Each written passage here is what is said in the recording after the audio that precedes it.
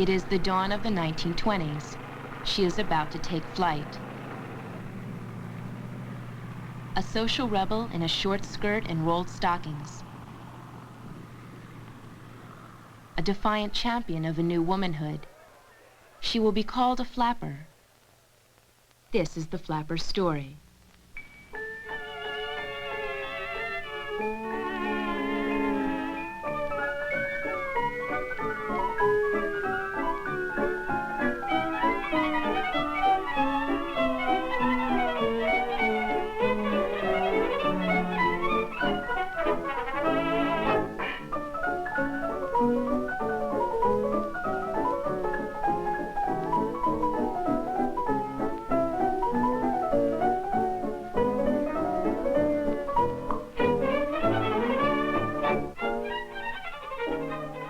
She wore clothes a little short, a little tight, a little fancy.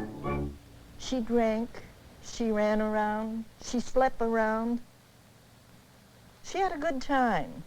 They gathered a great deal of criticism, of course, from the adult population, and there were a great many analyses written in articles about why this and so forth. It was merely a time for things to change.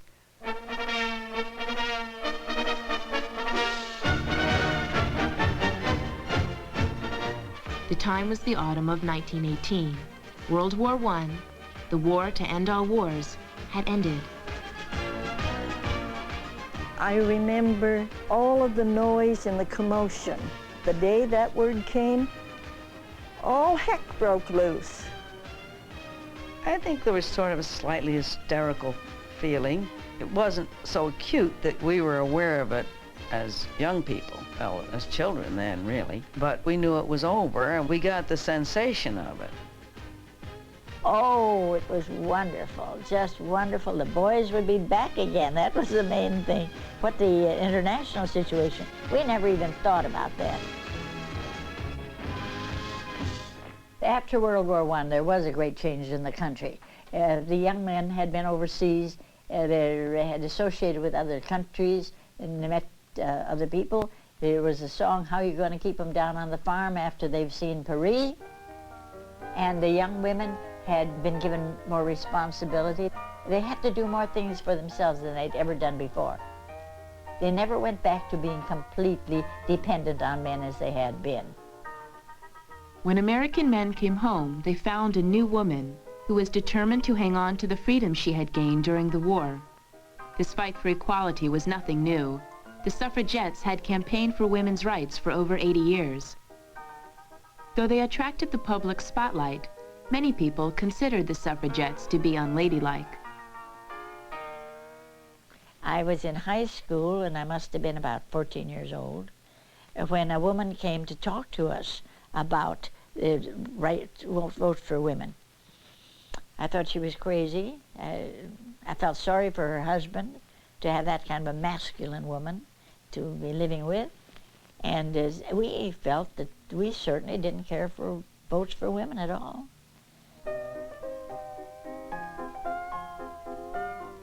The vote was won in 1920. Even young women who supported the vote soon disregarded their feminist foremothers. I think that probably my generation just simply took for granted, well, naturally we were going to get the vote, you know, and these women did the dirty work. But when we came along, we'd be able to vote. It did work out pretty much that way. But they also took advantage of the fact that they had greater freedom of action. They weren't so dependent on the nearest male. They could earn their own livings. They had had jobs away from home during the war. Some of them worked in factories, women in offices. My sister had some friends from Maryland who got jobs in the government offices in Washington. Never in 1,000 years would they have done that had there not been an emergency, but they kept on with it, and they liked it. Most of them retained the way they looked, just exactly the same, but a lot of them went completely overboard. And if you were suddenly out of a corset and out of a lot of tight clothing, it was great. Had a marvelous time.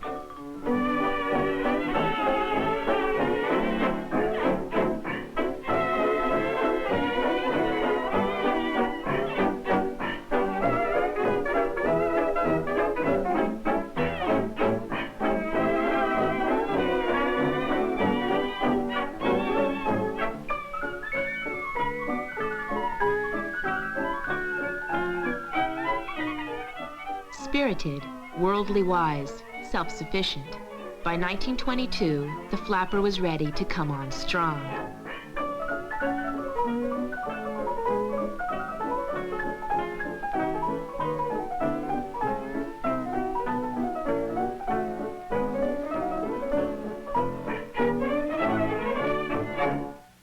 In the 1920s, I was still a young girl living at home, doing housework for different people around town, earning, say, $1 a day. Housework meant everything from the house to clean the car and clean out the chicken coops, things of that sort. I was glad to get the $1 a day. I suspect that women who had more money, the wealthier families, had always had a lot more freedom, but here were middle-class women who had been subject to the middle-class morality, I suppose you could say, suddenly with a lot of freedom. This was post-war prosperity. They did have more money. They had charge accounts. The department stores were apparently very middle-class conscious at this point. They gave bridge lessons. They gave fashion shows. They did all they could to attract people who suddenly never before had money, but now had it. With cold cash and a set of Hot Wheels, the flapper was on the go. The first order of business was to call attention to herself. The term came from the fact that in the Middle West we all wore galoshes. And if you were a flapper, you never buttoned the button buckles. You went and you flap, flap, flap, flapped as you went down the street. Step by step, the flapper confronted constraints of Victorian morality. Step by step, the flapper shocked the modern age. It was about 1924, 25, and when my friend, the lady friend that was with me, lit up a cigarette, everybody in the place looked at her. It just wasn't done to smoke out in public. It wasn't considered the nice thing to do at all, you know. And then along came our generation, and we all wanted to smoke, particularly because it wasn't considered the nice thing to do, I guess. Smoking in public was not the only way the flapper announced her independence. In her dress and manner, she flaunted her rebellion against a stuffy, old-fashioned Victorian womanhood. Everybody had long hair, of course, and it was woman's crowning glory. Now that was real defiance on the part of the flappers, cutting it. And many a girl came home with her hair cut, to her family's utter disgust. So I kept arguing with my mother until she said one day, "If you want, go have it cut." And apparently she didn't mean what she said, but I took her at face value, and I had my hair cut, and believe me, all hell broke loose. There's no other way to put it. Defiant and daring, the flapper delighted in shocking her elders. Gone was the good girl who preserved propriety. The flapper was one of the boys.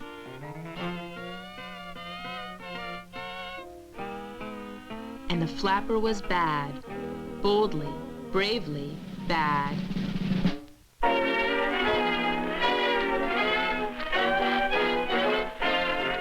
To be or not to be, that is not the question. 'Cause I decided long ago to be. With me, it's what to be. Now make me some suggestions, good or bad, which is the best for me.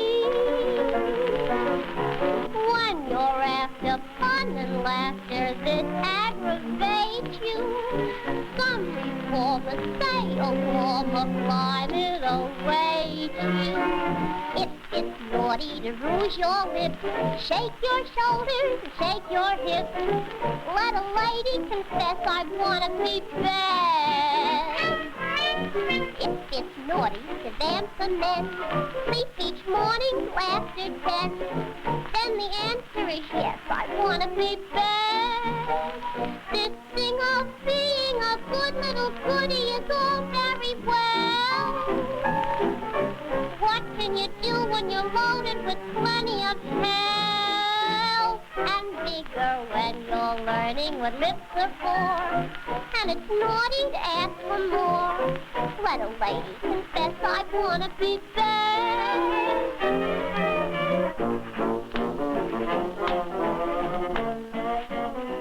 By the 1920s, standards of feminine modesty had changed. And then all at one time, the skirts got up to the knee.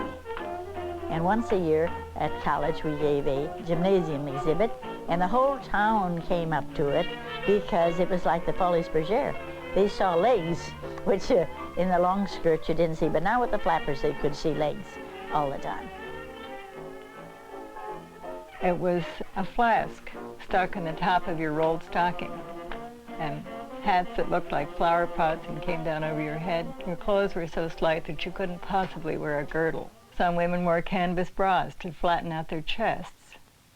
The clothes were very straight and very slim, and they were, to the older generation, they were called very fast, and they held up their hands in horror that no good was going to come of these women. Oh, they thought it was terrible. Just awful, those rolled socks. And there was many a mother that made a girl go to the dance wearing a girdle, or a corset, as they used to call it, and a corset cover. And the girl, the first thing she did was take off the girdle, park it in the dressing room with her coat or wrap, whatever she was wearing. And because boys didn't want to dance with girls that had stays that held them in, they liked the soft, squishy feeling that they could. You were experiencing for the first time now. If it's wrong to let someone take just a little kiss by mistake, let a lady confess I wanna be bad.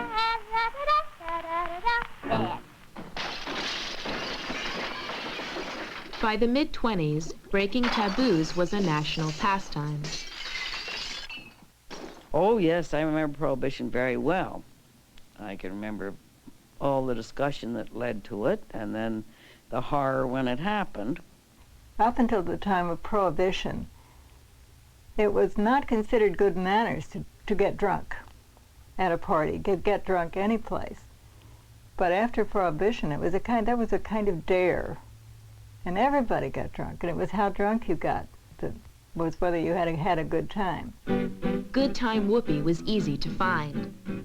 The underground speakeasy kept the flapper spiffligated on hooch, giggle water, bathtub gin. Always going into the speakeasies, I always took a bottle of liquor along that was given to me by a bootlegger, and I would put it up my sleeve. I had big bell sleeves on the fur coat, and I would stick it up my sleeve and carry it in and nobody'd see it. Why, all these men that were from the legislature would say, now, look, come on, let's go down to Joe's place, or let's go here, let's go there.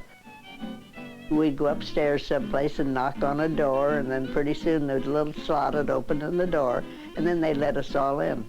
One time, one of the assemblymen from San Francisco said to me, we make the laws in the daytime, we break them at night. The urban flapper who broke loose at the speakeasy came in contact with the sizzling sound of jazz, black jazz.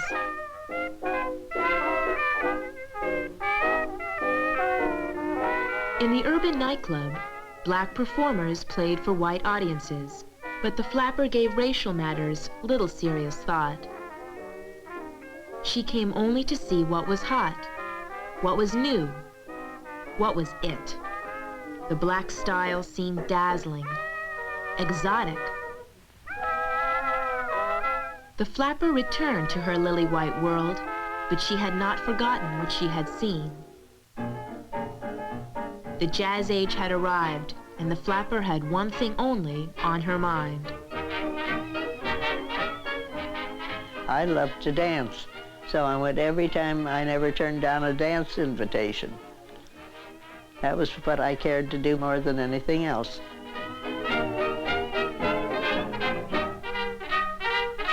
Greetings, ladies and gentlemen, from Anson Weeks and his orchestra, who play nightly at the Hotel Mark Hopkins, San Francisco. Quick Anson, good fellow, some music in keeping with the scene. There were some very famous musicians that played in San Francisco. It was quite a town, as it is now. And then there was many fraternity and sorority dances. There was just no end to dances. You could go all the time, night after night. We've always thought knowledge is not we should be taught to dance. Right here at Tate, we're up to date. We teach a great new dance. Don't think that I brag, I speak of the drag. Why should a sheep learn how to speak Latin and Greek badly? Give him a neat motto, complete, say it with feet gladly. First lesson right now, you'll love it, and how you'll love it. Here is the drag, see how it goes. Down on the heels, up on the toes. That's a way to do the varsity drag. Do-de-o-do-lo-do, hotter than hot, newer than new, meaner than mean, bluer than blue. Gets as much applause as waving a flag. You can pass many a class, whether you're dumb or wise, if you all answer the call when your professor cries. Everybody down on the heels, up on the toes, stay after school and learn how it goes. Everybody do the varsity drag. Footloose and fancy-free, the flapper lived for the moment. I didn't have any goal, let's say, put it that way. I didn't have a goal in mind for anything.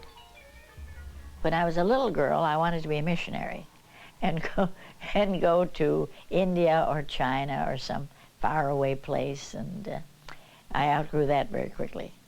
And then, well, I don't know, there was I can't really say that there was anyone especially that I admired. We admire the movie actresses, of course, a great deal, though we knew we could never be like them. Hollywood in the 20s provided role models galore. Every flapper had her favorite. There was Greta Garbo, that was mentioned, and there was Pola Negri and Theda Bara. The Vamps. The Vamps came in with their eyes all made up and just lying around sensually. What was a vamp? A vampire. A vampire was a woman that could suck the life out of a man, practically, destroy him. And that's what these women did as they played the part of Cleopatra, destroying Mark Antony and so on. Gloria Swanson, I thought she was the last word. And of course, Rudolph Valentino, all the women were crazy about him. He was just a handsome Arab.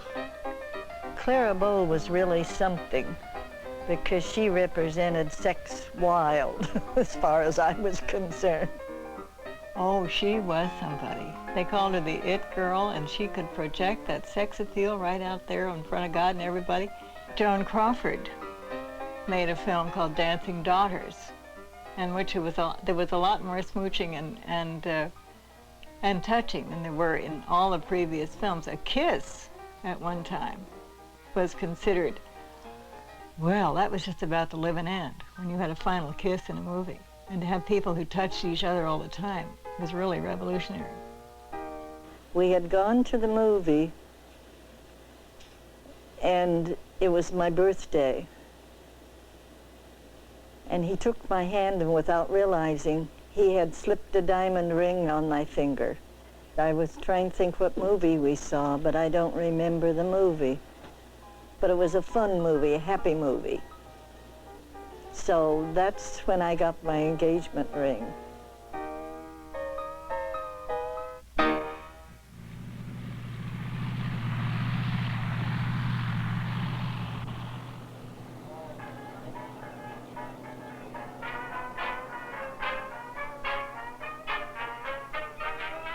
Liberated, sophisticated, carefree, the flapper soared high in her newfound enlightenment. Or did she? Well, even in my generation, there was no talk of sex at all. That was something, I don't know how you absorbed it, but somehow or other things occurred. No one ever explained to me about menstruation, it just happened. Certainly I didn't, really was very vague about, except the theory about the sperm meets the egg. But how the sperm and the egg ever got together, that I really didn't know. And suddenly there got to be a great deal more frankness about things. Into free love. Well, that became the great big discussion of the day, and all the articles and all the criticisms of it. And then all the free-thinking young women were practicing free love. Now, they weren't all practicing birth control, because there wasn't that much known about it. There were a great many theories. I was a talker more than I was an actor, in that my mother had brought me up with the idea that boys would try and kiss you and hug you and so on, but that was only done for two reasons: the pleasure it gave them, and so they could go and boast to the other boys what they had accomplished. And she said, they'll always exaggerate it, don't give them any opportunity. And that's the way I was. But it's the same double standard as today. Men could go out, and we use the expression hell around, but women were not supposed to. That same old double standard.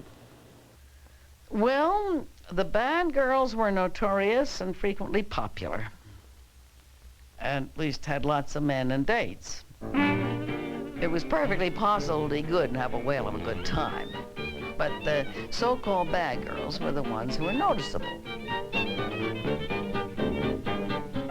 They were colorful, and they were certainly doing things that women had not done before. Women had not gone to nightclubs. Women had not gotten drunk in public. And they were very interesting for the newspapers, but they're a very small segment of society.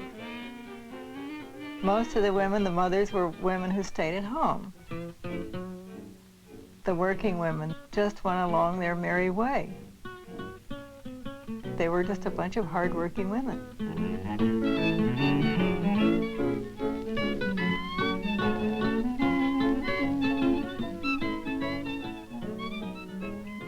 I could have been a teacher, a librarian, a secretary, a nurse. And those were the only things that were open to you.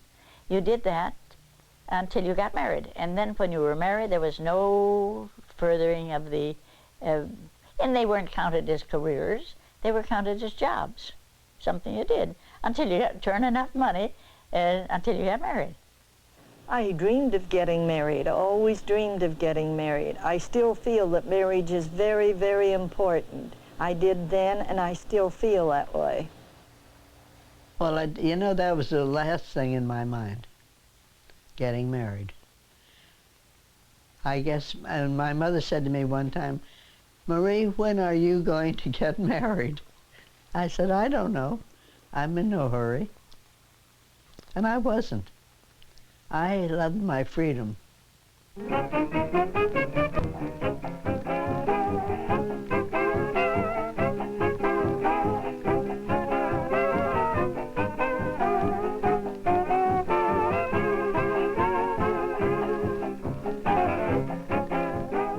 By 1929, the flapper was on her way out.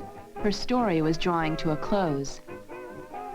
She accepted her mementos and cast her legacy.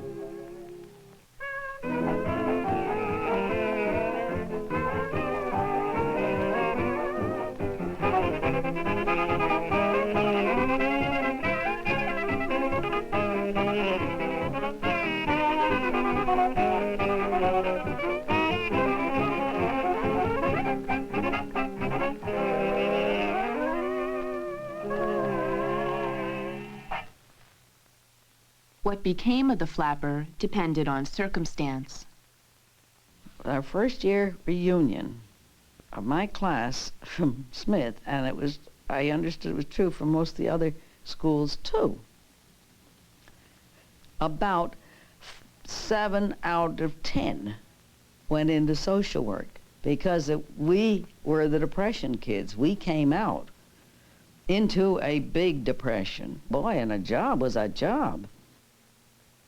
Even a flapper who traded her freedom for economic security could not be assured of a safe return on her investment.